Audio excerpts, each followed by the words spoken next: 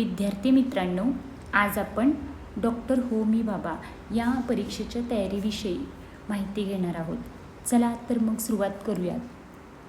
Doctor Homi Bhabha ही परीक्षा greater Bombay science teachers association यांच्यामार्फत प्रतिवर्षी घेतली जाते.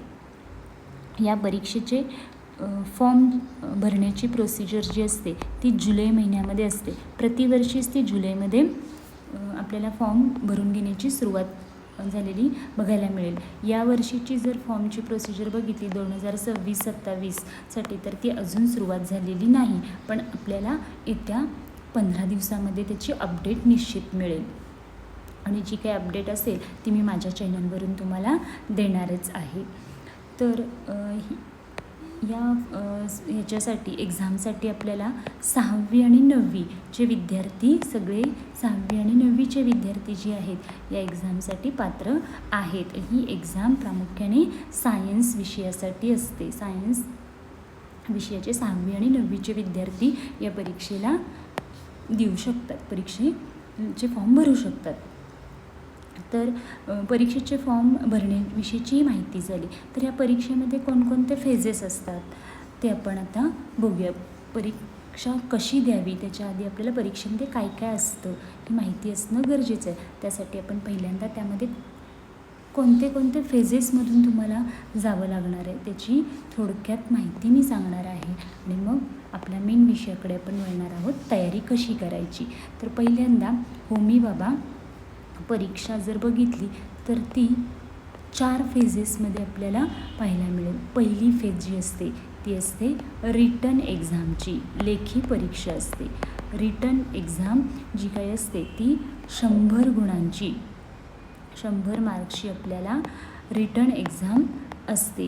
आणि या लेखी परीक्षेमध्ये जे काही बघायला मिळेल ते सगळे आपल्याला MCQs म्हणजे मल्टिपल चॉईस क्वेश्चन्स पाहायला मिळतील. या एक्झाममधून जे काही top near about 10%, top 10% student जे काही असतात ते आपल्याला पुढच्या स्टेपमध्ये सिलेक्ट होतात. प्रत्येक रिजननुसार जे काही रिजन्स आहेत वेगवेगळे त्या रिजननुसार त्याचा कट ऑफ असतो. आणि त्या प्रत्येक रिजननुसार जे काही टॉप 10% स्टुडंट असतात त्यांना काय करतात, फेज सेकंडसाठी सिलेक्ट केलं जातं. फेज सेकंड जी आहे ती सेकंड फेज प्रॅक्टिकलवर आधारित असते. प्रॅक्टिकल एक्झाम असते. ह्या प्रॅक्टिकल एक्झाममध्ये परत 10% जे काही टॉप 10 असतात त्यांचं सिलेक्शन होतं फेज 3साठी. फेज 3मध्ये जर बघितलं तर फेज 3मध्ये असतो प्रोजेक्ट, आपला ॲक्शन रिसर्च प्रोजेक्ट असतो. या प्रोजेक्टमधले सर्वच विद्यार्थी फेज 4साठी मात्र सर्वच असतात. 4th फेज यामध्ये लास्ट फेज असते ही, इथे इंटरव्ह्यू असतो आपला. आणि ह्या इंटरव्ह्यू झाल्यानंतर मग यामधून जे काही पहिले 10% स्टुडंट असतात त्यांना गोल्ड मेडल मिळतं. त्याच्यानंतरचे 60% जे काही असतात त्यांना सिल्वर मेडल असतं. आणखीन लास्ट जे काही असतात उरलेले जे काही रिमेनिंग स्टुडंट्स असतात ते ब्रॉन्झसाठी असतात. ब्रॉन्झसाठी रिमेनिंग ऑल स्टुडंट्स असतं. अशा पद्धतीने जर बघितलं तर ही एक्झाम आपल्याला 4 फेजेसमध्ये पाहायला मिळेल. ही झाली एक्झामची तुम्हाला थोडीफार आयडिया मिळाली की आपल्या कोणकोणत्या फेजमधून जावं लागेल. तर ही एक्झाम जी आहे ती 6वी आणि 9वीच्या विद्यार्थ्यांनी, सर्वच विद्यार्थ्यांनी द्यावी खरंच. कारण या एक्झामचा उपयोग तुम्हाला भविष्यात येणाऱ्या तुमच्या ज्या स्पर्धा परीक्षा आहेत त्या सर्व स्पर्धा परीक्षांची एक चांगली तयारी होऊन जाईल. तुम्हाला त्याच्या पुढच्या स्पर्धा परीक्षांसाठी एक चांगलं एक्सपोजर तुम्हाला इथं मिळून जाईल. त्यामुळे तुम्ही एक्झाम निश्चित द्यावी.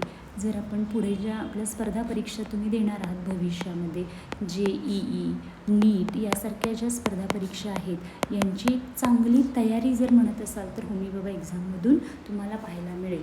त्यामुळे या एक्झाम तुम्ही या 6वी आणि 9वीच्या विद्यार्थ्यांनी द्यावं आणि विज्ञानाची आवडसुद्धा तुम्हाला या एक्झाममधून तयार होईल. त्यामुळे ही एक्झाम तुम्ही द्यावी. तर त्याच्यानंतरचा पार्ट आता आपला आजच्या व्हिडिओचा मेन जो पार्ट आहे, तर याची तयारी आपण कशी करावी. तर माझा एक पॅटर्न आहे, तो मी तुमच्यासमोर शेअर करणार आहे. तर समजा 6वी आणि 9वी या दोन्ही वर्गासाठी मी एक आकडा असाच कन्सिडर केला की 15 चॅप्टर आहेत.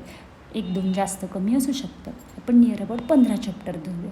15-16 चॅप्टर जे काय असतील ते 6वी आणि 9वी दोन्हीसाठी, तर 6th आणि 9th दोन्हीसाठी. तर पहिला चॅप्टर, समजा पहिला चॅप्टर आपण घेतला, फर्स्ट चॅप्टर स्टार्ट केला. तर फर्स्ट चॅप्टर स्टार्ट केल्यानंतर हा चॅप्टर लाईन टू लाईन प्रत्येक कॉन्सेप्ट समजावून घ्यायला तुम्हाला अगदी व्यवस्थित 4 दिवस जातील. 4 दिवसामध्ये एक चॅप्टर असं आपण कवर करूया. 4 दिवसामध्ये हे चॅप्टर लाईन टू लाईन हा चॅप्टर प्रत्येक कॉन्सेप्ट व्यवस्थित समजावून 4 दिवसात जे काही तुमचा वेळ लागेल कमी जास्त, प्रत्येकाचा बेसिक कसं आहे त्यानुसार तो कमी जास्त लागू शकतो, पण नियर अबाउट मी 4 दिवस धरते. तर 4 दिवसामध्ये तुम्हाला तो एक चॅप्टर तुमचा कंप्लीट होईल. मग तुमच्या वेळेनुसार 2 तास, 3 तास किंवा 1 तासही होईल, जे काही असतील ते. असे 4 दिवस तुमच्या वेळेनुसार 2 तास, 1 तास ज्या काही आहे त्याच्यानुसार तुम्ही हा chapter line to line learn करणार आहात. आणि हे लर्न करताना आणखीन एक गोष्ट की PYQ, प्रत्येक कॉन्सेप्टवर 1-2 PYQ तरी, किमान 2-2 तरी PYQ साईड बाय साईड तुम्ही तयारी करत जायची. हे झालं फर्स्ट चॅप्टर. त्याच्यानंतर पुढच्या 4 दिवसांनी नेक्स्ट 4 डेज, हे पहिले 4 दिवस झाले. त्याच्यानंतर सेकंड चॅप्टर येईल. आपला पहिला चॅप्टर इथं कवर झाला. सेकंड चॅप्टर स्टार्ट होईल. सेकंड चॅप्टर जेव्हा स्टार्ट होईल तेव्हा तो लर्न करण्यासाठी आपल्याला 4 दिवस जाणारच आहेत. पण हे 4 दिवस हे लर्न करण्याच्या आधी काय करायचं, तर पहिला जो चॅप्टर झाला आहे, फर्स्ट जो चॅप्टर झाला आहे तो आपल्याला रिवाईज करायचा आहे. फर्स्ट चॅप्टरची रिव्हिजन. मग ती रिव्हिजन आहे त्यामुळं ती 10 किंवा 15 मिनटे एवढ्यामध्येच आपण ती रिव्हिजन करायची. आणखीन मग आपलं रोजचं जे लर्निंग आहे ते करायचं. सेकंड चॅप्टरचं, फर्स्ट चॅप्टरची revision plus second chapter learn करायचं. जे काही कॉन्सेप्ट असतील साईड बाय साईड PYQ 1-2 लावत जायचे. त्याच्यानंतर नेक्स्ट 4 दिवसांनी दुसरा चॅप्टर आपला कंप्लीट झाला. त्याच्यानंतर थर्ड चॅप्टर स्टार्ट करत असताना परत 4 दिवस जातील थर्ड चॅप्टरसाठी. थर्ड चॅप्टर स्टार्ट करायच्या आधी परत प्रोसिजर काय येणार, तर फर्स्ट अँड सेकंड या दोन्ही चॅप्टरची रिव्हिजन करायची. या दोन्ही चॅप्टरची रिव्हिजन. मग या रिव्हिजनसाठी तुम्हाला 20 मिनटं ते 30 मिनटं लागतील. पण 30 मिनटं धरूया. 30 मिनटाची रिव्हिजन होईल पहिल्या 2 चॅप्टरची. आणि मग आपण आजच्या रेग्युलर जे लर्निंग आहे थर्ड चॅप्टरचं ते करायचं. आणि ही प्रोसेस कंटिन्यू करायची. कुठेपर्यंत कंटिन्यू करायची, तर 15th लास्ट जो काही चॅप्टर असेल तुमचा त्या लास्ट चॅप्टरपर्यंत ही प्रोसिजर कंटिन्यू करायची. आणि जेव्हा एंडला 15th चॅप्टर येईल तेव्हा तुमच्याकडं काय काय असेल, तर पहिला चॅप्टर पण तुमच्याकडे असेल, कारण ती रिव्हिजन तुम्ही कंटिन्यू केलेली आहे. पहिला, नंतर दुसरा, तिसरा ॲड होत चालला आहे. असं करत लास्टला जेव्हा 15 चॅप्टरला तुम्ही याल तेव्हा तुमच्याकडे सगळ्या चॅप्टरची रिव्हिजन पण असेल आणि लर्निंग पण सगळ्या चॅप्टरचं झालेलं असेल. म्हणजे साईड बाय साईड तुमची रिव्हिजन पण होते. आणि हे करणं खूप गरजेचं आहे. का गरजेचं आहे, कारण आपल्या मेंदूला अशी सवय असते की आपण थोडे दिवस बघितलं नाही तर ती कॉन्सेप्ट आपण विसरतो. आणि ती विसरू नये जर असेल आपल्या मेंदूमध्ये, ती गोष्ट आपल्याला साठवून चांगली ठेवायची असेल तर ती रिवाईज होणं गरजेचं आहे. आणि जर या पद्धतीनं तुम्ही रोज पहिल्या चॅप्टरची रिव्हिजन आणि मग नवीन जर असं करत गेला तर रिव्हिजन करण्याची प्रोसेस तुमची वाढत जाणार आहे आणि इकडे चॅप्टर लर्निंगची प्रोसिजर पण कंटिन्यू राहणार आहे. आणि असं केल्यामुळं साईड बाय साईड दोन्ही गोष्टी होतील आणि मध्ये मध्ये थोडे एक दोन तुम्ही PYQ सुद्धा बघत चालला आहे. त्यामुळं काय होईल, PYQमुळं तुम्हाला कॉन्फिडन्ससुद्धा बिल्ड होईल की क्वेश्चन पेपरमधले क्वेश्चन्स मी सॉल्व करू शकते किंवा शकतो. त्यामुळे तुम्हाला तोही कॉन्फिडन्स येऊन जाईल या पद्धतीनुसार. आणि ही सगळी जी काही प्रोसिजर आहे तुम्ही कुठंपर्यंत करायची आहे तर सप्टेंबरच्या मिडपर्यंत, सप्टेंबरच्या मिड सप्टेंबरपर्यंत म्हणजे 15 सप्टेंबरपर्यंत ही सगळी प्रोसिजर तुमची लर्निंग प्लस रिव्हिजन होईल. आणि यामुळं लर्निंग रिव्हिजन दोन्ही गोष्टी तुमच्या इथं झाल्या. त्याच्यानंतर एक्झाम जर बघितली आपली तर ती ऑक्टोबरला असते, ऑक्टोबरमध्ये एक्झाम असते. तर तिथं पर्यंत मधला जो वेळ राहणार आहे तिथे तुम्ही काय करणार आहे तर PYQ सॉल्व करायचे. September mid to October 2nd week, October 2ndच्या दरम्यान जवळपास एक्झाम असते. तर तिथंपर्यंत तुम्हाला PYQ सॉल्व करायला मिळतील. अशा पद्धतीने जर तुम्ही एक्झामची तयारी केली तर निश्चित मला वाटतं चांगलं यश तुम्हाला मिळेल. हा एक माझा पॅटर्न आहे, तुम्ही तुमच्यासमोर शेअर केला. अर्थात प्रत्येकाचा आपला स्टडी करण्याचा पॅटर्न वेगवेगळा असतो, पण मला एक चांगला पॅटर्न जो वाटला ज्याच्यातनं चांगला मार्क्स मिळू शकतात, चांगली रिव्हिजन होऊ शकते, तो मी तुमच्यासमोर शेअर केला.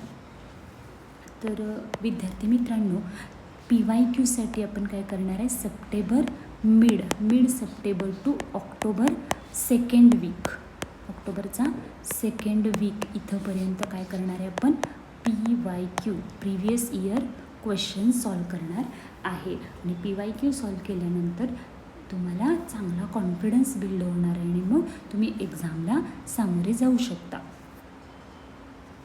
त्याच्यानंतर हे सगळं करत असताना एक सगळ्यात महत्त्वाचं, जसं मी व्हिडिओच्या सुरुवातीला पण सांगितलं की एक चांगली स्टडी टिप आहे जी तुम्ही केली तर खूप चांगलं यश मिळतं. अर्थात ती काही खूप मोठी आहे अशी नाही आहे तशी म्हटली तर. ती स्टडी टिप कोणती आहे तर स्टडी टिप अशी आहे की कन्सिस्टन्सी, कॉन्स्टंटली तुम्ही अभ्यास करत राहिला पाहिजे. रिव्हिजन, लर्निंग आणि रिव्हिजन या दोन्ही गोष्टी कन्सिस्टन्सीने केले पाहिजे. कारण कन्सिस्टन्सी असेल तर आपल्याला सक्सेस हे मिळतंच. कन्सिस्टन्सी असेल तर आपल्याला सक्सेस मिळतेच. कन्सिस्टन्सी इज अ की ऑफ सक्सेस. सक्सेस मिळवण्यासाठी एक स्टडी टिप तुम्हाला मी देते आणि खूप महत्त्वाची टिप आहे ही. टिप माझ्या एक्सपिरियन्सवरून, माझ्या आत्तापर्यंतचे जे काही अनुभव आहेत, ऑब्झर्वेशन आहेत त्याच्यावरून मी सांगते. जर कन्सिस्टंटली तुम्ही अभ्यास केला, कन्सिस्टंटली रिव्हिजन केली तर सक्सेस हे तुम्हाला निश्चित मिळणारच आहे. जी काही मी तुम्हाला पॅटर्न सांगितला जून मिडपासून किंवा जूनच्या लास्ट वीकपासून आपण सप्टेंबर मिडपर्यंत सगळे कॉन्सिस्टंटली जर तुम्ही रेग्युलर लर्निंग प्लस रिव्हिजन करत गेला तर निश्चित तुम्हाला चांगलं यश मिळू शकतं.